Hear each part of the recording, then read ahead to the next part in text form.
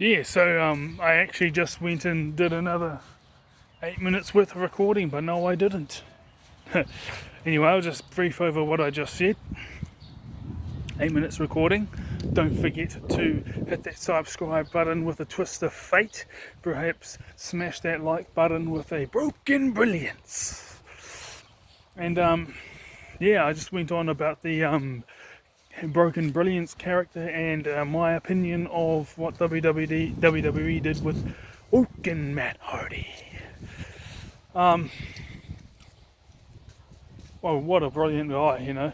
I do think WWE, my opinion, because you're never gonna please every fan, you know, and they're always gonna make mistakes in the eyes of one, and great decisions in the eyes of another person. One person's viewpoint of a mistake is another person's viewpoint of a great move. I know that. So the broken brilliance.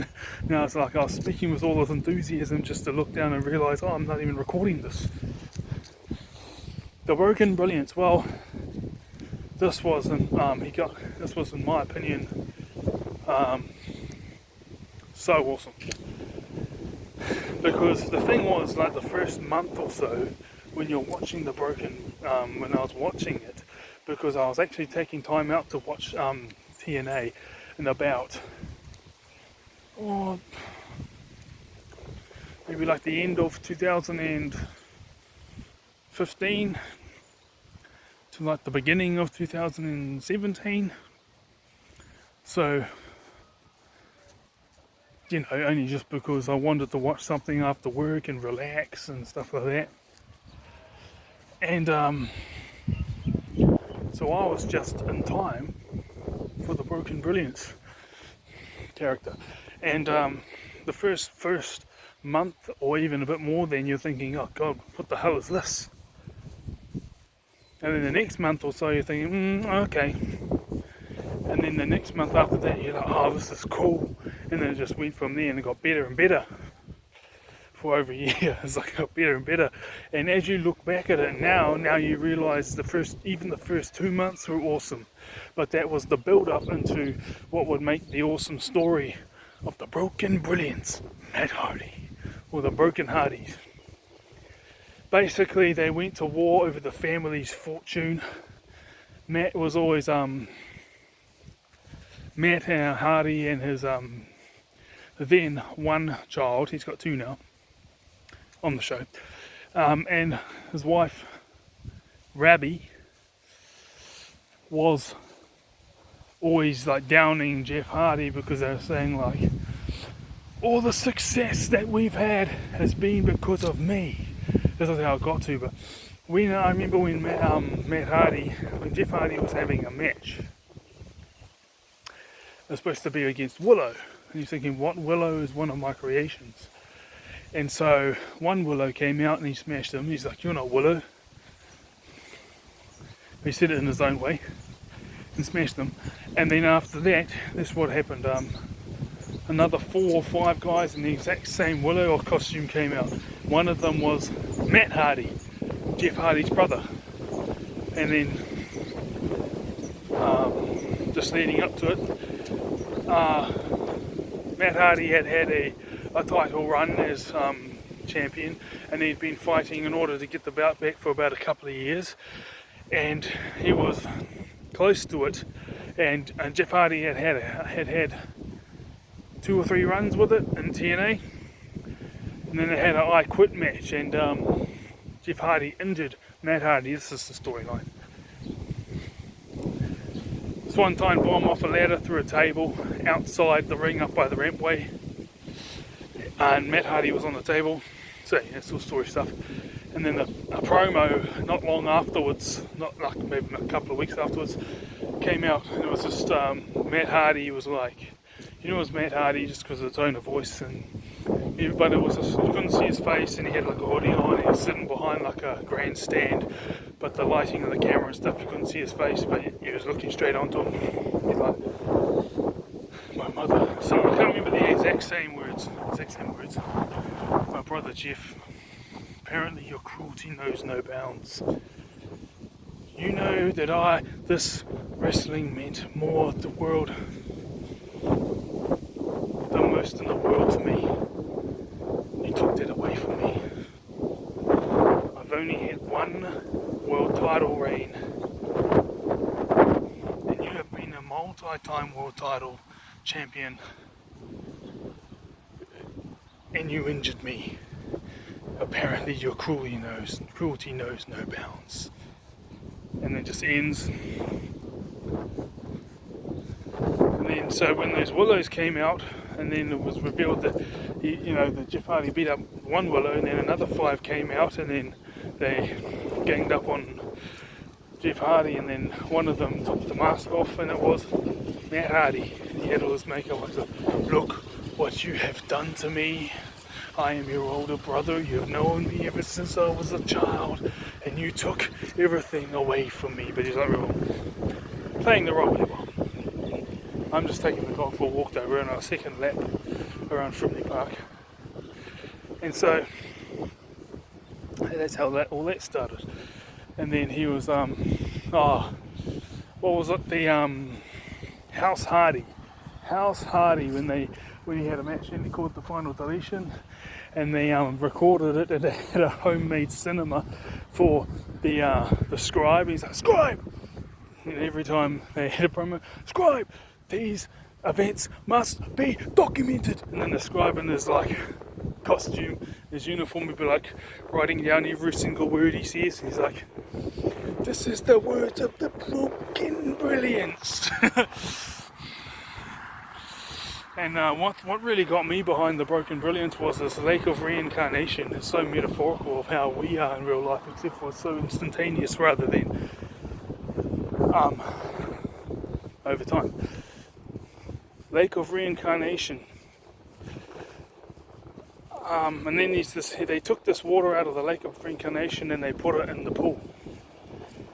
So every time Jeff Hardy wanted to change his perception and change his reality to something else, he'd go back to being one of the other ones, if he wanted to become the too extreme or whatever.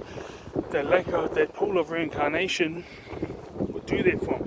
But the thing was, he had no choice of which one was going to become. It was a lucky dip. Get it? Lucky dip? Haha. The pool. Lucky dip. I just did it. And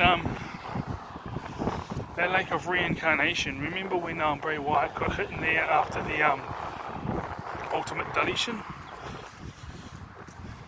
Yeah, we'll come back to that. Well, that House Hardy, they had a homemade cinema, and it had about 20 seats in it, and it was all packed out with these different people who paid to go see it, and actors and stuff.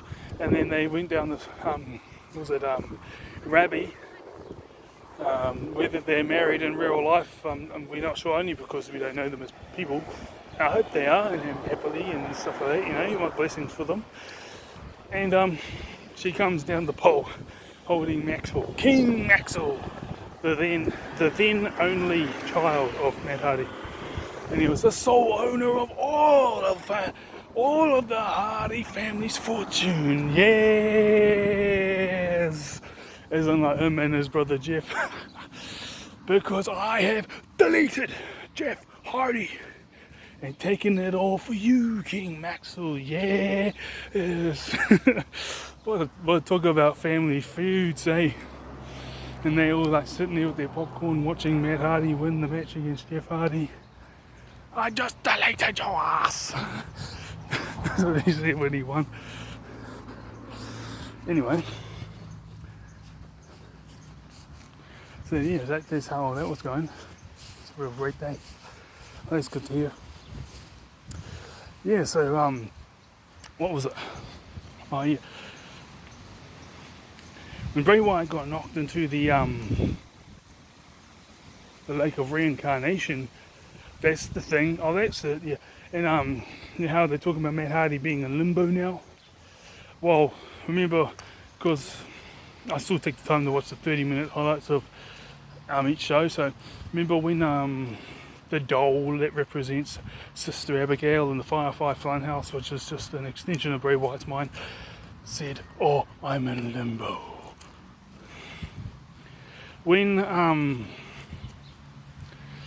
And the most recent episode, because they got him in limbo, it goes for 3 minutes each week, free to delete.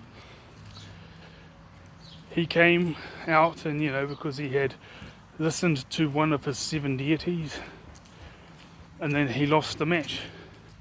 And he goes, "What was that?" And then before that, the deity said, "The match that you just heard was not for the deleting of Ryzen, but it was the deleting of the woken Matt Hardy." And he goes, "What was that? How can you be so naive? Your abomination with Zenith has made you weak, made you soft. Zenith's soul is in limbo. You must bury Zenith. Give him a," can't remember the exact words, remember? "Give him a burial." "Can I say him?" "You cannot. His soul is in limbo." And then they gave a date, which is that they said it's until the year of such. The deity said it was until the year of such and such, but it was numbers, so it must be a date of his return to some, or head of the AEW or something. There's no. This lake of reincarnation has been poisoned by the poison of abstinence, or you may know her better as Abigail. What? Abigail? And then, so now we know, according to that, why Abigail said she was in limbo, because of the fact she got knocked into the lake of reincarnation. So Bray Wyatt had Sister Abigail, but not anymore, because he got knocked into the lake of reincarnation. So he came out and he ended up becoming the Fiend eventually, after becoming the woken Bray Wyatt. And then when Matt Hardy went to the WWE, I just think they wasted him. He could have done a lot better, but he still played his role for the in-betweening between Sister Abigail and the Fiend for Bray Wyatt.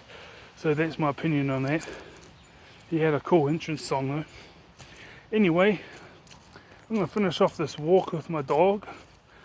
It's probably about 1 kilometre left, and I'm just going on and on about a guy who's one of my favourites that's only had one world title run in TNA and WWE, probably in other places though. But well, you guys have a blessed day. Bless you and all your loved ones. And if you have children, bless your children. Anyway, bless you and all your loved ones. Don't forget to hit the subscribe with a twist of fate, and smash that like button with a broken brilliance. And this is D-Man Victorious signing out. And don't forget to live victorious. Bye-bye.